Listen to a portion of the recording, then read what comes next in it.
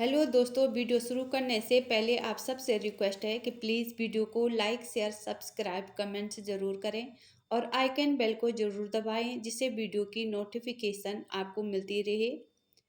पांडवों के मृत्यु का समाचार जब भीष्म पितामह को मिला तो कहते हैं कि वो शोक में डूब गए। फिर उन्होंने विदुर जी से क्या कहा। पौराणिक कथा के अनुसार जब पांडवों के मरने का समाचार सारी जगह फैल गया तो भीष्म पितामह शोक में डूब गए, क्योंकि उन्हें पांडव अति प्रिय थे। तब पितामह ने विदुर जी से कहा कि तुमसे एक प्रश्न सीधे पूछता हूँ, क्या सचमुच वर्णावत के उस मकान में सहसा आग लगने से पांडवों की मृत्यु हुई है? तुम्हारा राजनीति का ज्ञान क्या कहता है? तुम्हें ये दुर्घटना सच्ची लगती है या नहीं? देखो विदुर, तुम मुझसे राजनीति की भाषा में बात मत करना। देखो, अगर सत्य जानते हो तो साफ साफ बताओ, और अगर सत्य नहीं जानते हो तो अपने अनुमान से बताओ। बस इतनी सी बात है, इसका उत्तर दे दो। विदुर जी ने कहा कि तातश्री, इस विषय में अनुमान लगाने की आवश्यकता नहीं है, क्योंकि मैं अच्छी तरह जानता हूँ उस मकान में आग अपने आप नहीं लगी। भीष्म पितामह कहते हैं, अर्थात आग लगाई गई थी। जिस समय आग लगाई गई, क्या पांडव उसके अंदर थे? विदुर जी ने कहा कि जी तातश्री। भीष्म पितामह ने कहा, क्या वे जीवित थे या मारकर अंदर फेंक दिए थे? विदुर जी कहते हैं कि जीवित थे। भीष्म पितामह ने कहा कि होश में थे या बेहोश में थे? विदुर जी कहते हैं कि जी हाँ, वे होश में थे। पितामह ने कहा कि ये झूठ है। भीम के शरीर में तो 10,000 हाथियों का बल है। उसकी एक मुष्टि के प्रहार से ही उस मकान की दीवारें टूट सकती थी। फिर वे बाहर क्यों नहीं आए? क्या वो दीवारें लोहे की बनी थी? विदुर जी ने कहा कि जी नहीं, वो दीवारें लाख की बनी हुई थी। भीष्म पिता ने कहा कि लाख ही? अर्थात तुम्हारे कहने का मतलब है कि लाख का घर बनाया गया था? विदुर जी ने कहा, हाँ तातश्री, इसलिए आग लगते ही क्षण भर में सब कुछ भस्म हो गया।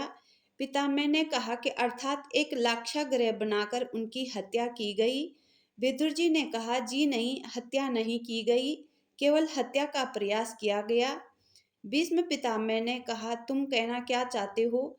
हत्या नहीं की गई, हत्या का प्रयास किया गया, ये सब क्या है विदुर? विदुर जी ने कहा, तातश्री, केवल इतना ही कि शत्रु ने पांडवों की हत्या करने की कोशिश की है, परंतु हमें ठीक समय पर पता चल गया, वो अपनी योजना में सफल नहीं हो सके। पितामह ने कहा कि अर्थात?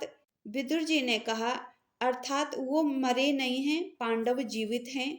भीष्म पितामह, ऐसा सुनकर उनकी सांस वापस आ गई, मन को अति प्रसन्नता मिली। विदुर जी ने कहा, तातश्री, ये सब आपके आशीर्वाद से हो सका है। आपके पुण्य प्रताप के कारण हम ये सब कर सके हैं। तब पितामह ने विदुर जी को प्रसन्न होकर गले लगाकर कहा कि अब इस समय मुझे और कुछ मत सुनाओ, बाद में सुन लूंगा। इस समय तुमने ये महान कार्य किया है। मैं सत्य प्रतिज्ञ हूँ, जो कहूँगा सत्य कहूँगा। प्रभु मेरे वचन की लाज रखें।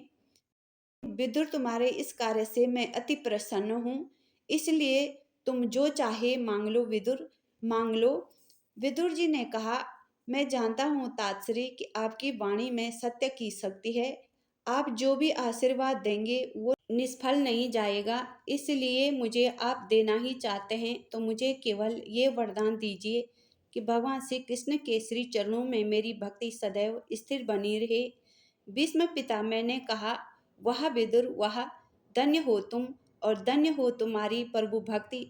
मैं तुम्हें आशीर्वाद देता हूँ कि प्रभु के श्री चरणों में तुम्हारी भक्ति सदैव बनी रहे, और यदि मेरी भक्ति का भी कोई पुण्य फल हो तो तुम्हें प्रदान करें। 3 बार तथास्तु का आशीर्वाद दिया, और भगवान श्री कृष्ण ने भी 3 बार तथास्तु कहकर विदुर जी को आशीर्वाद दे दिया।